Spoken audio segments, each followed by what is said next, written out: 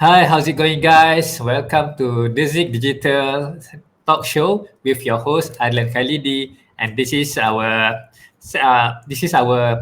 fourth edition of the Dizik Talk Show.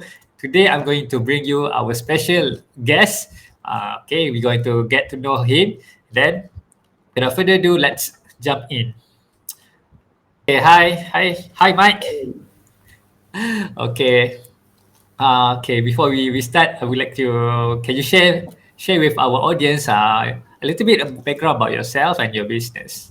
Oh, yeah, sure. My name is Mike, and I founded a company called PTT Outdoor. We are very focused in providing affordable outdoor gears to the outdoor community, and our sales is mainly done online via e-commerce. So some of the brands that we built in-house is like Tahan, Running Addict, Power Bear, and we also carry third-party brands like Deuter, Hypergears, among many others as well. Okay, cool. Okay, I would like to know why do you sell outdoor products? Why you choose this niche? So when even back in university, I am very interested in the outdoors. I actually got a biology in I got a degree in biology, animal biology, so zoology. And back then we had to go outdoors a lot for field work and research, and that's where my love of nature actually came by. And from there, I used to buy a lot of gears actually for myself to go camping and all that to see the animals. And gears was expensive that time. It was really expensive, and as a student, it was very difficult for me to buy those items. I had to work part-time just to get the items. So I always had that idea that I wanted to provide something more affordable to the market, and that's how the idea of PTT Outdoor came by. It's basically an idea that I wanted to do to scratch my own itch, to solve my own pain, but it grew into a business which is what we have today. Okay, how long has it been the business? Well, it's been 4 years now. We started back in November 2016, end of 2016, so about 4 years, 4 years plus. Okay. Yeah. Okay, okay. Can you share with us how do you start? How do you started selling online? I mean, how does the journey? Four years back when we started, I remember we were very traditional. It was a one-man company, which is I was alone. So we started with how most of the companies started. We just posted the thing in group, and we asked them if anyone is interested, just PM us for the product.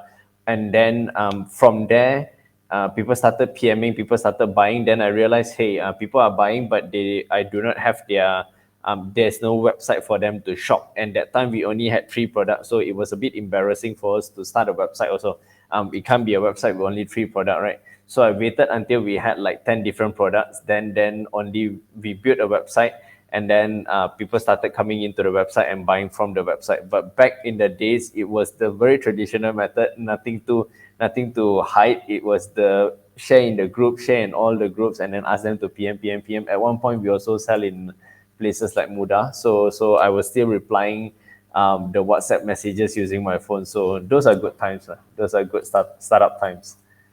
Yeah, yeah. I think most people who started to sell online, I mean, Yeah, to 4 to 5 years ago, that's the normal practice, right? yeah. Okay, And funny okay. enough, they didn't have Shopee or Lazada back then, so we can't sell through those platforms as well. So you really need to pandai yourself. Yeah. Okay. So if you don't mind, can you share with us which is e-commerce platform that you use and what do you like about it? We use WooCommerce actually. Then the reason why we chose WooCommerce is because of actually it's because it's free. So we were trying to save costs that time, so we use WooCommerce is free. And when I was researching, there's a lot of plugin, and the fact that it's open source means that a lot of different developer can actually work on the project, the WooCommerce. So it's also a way to safeguard us, because if this developer can't do it, then another developer who knows WooCommerce can do it. So it's a very general kind of language that everyone can be very familiar with. It is free and it's very usable. So our consideration that time, of course, was things like Shopify, WooCommerce, and things like OpenCart, of course. And also WooCommerce because I like the blog functionality behind it.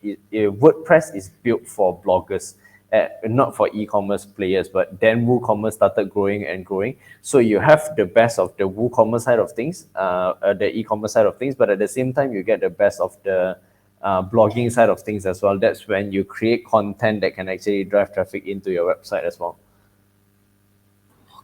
Yeah, okay, interesting. I also also start my online business. I mean, with my blog, my personal blog. So I Yeah, really like WordPress as the main blogging it's so platform. easy to use. Yes. Yeah. Okay. Okay. For throughout the 4 years plus, what are the challenges when you're selling so many items? I believe right now you have more than three products, right? So Yeah, what are the yeah. challenges selling this many items? How do you manage your stock and inventory? We have an inventory system which is linked to our WooCommerce as well. So that's another thing that is good about WooCommerce is because you can link it to different accounting system, inventory system, so you can centralize the whole system.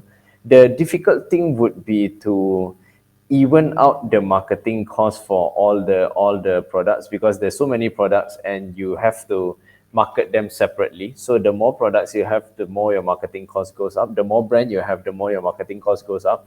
And trying to find the winning product within all the products that you have is also a difficulty.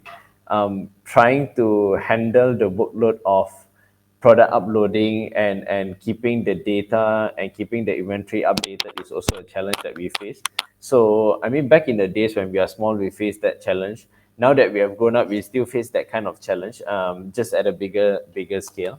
And also we are constantly facing challenge of people trying to sell things cheaper. That is a very common things in e-commerce, but I actually do not pay that much attention to that because if someone wants to sell cheaper, go ahead, but we actually prefer to sell value rather than just to throw away our price.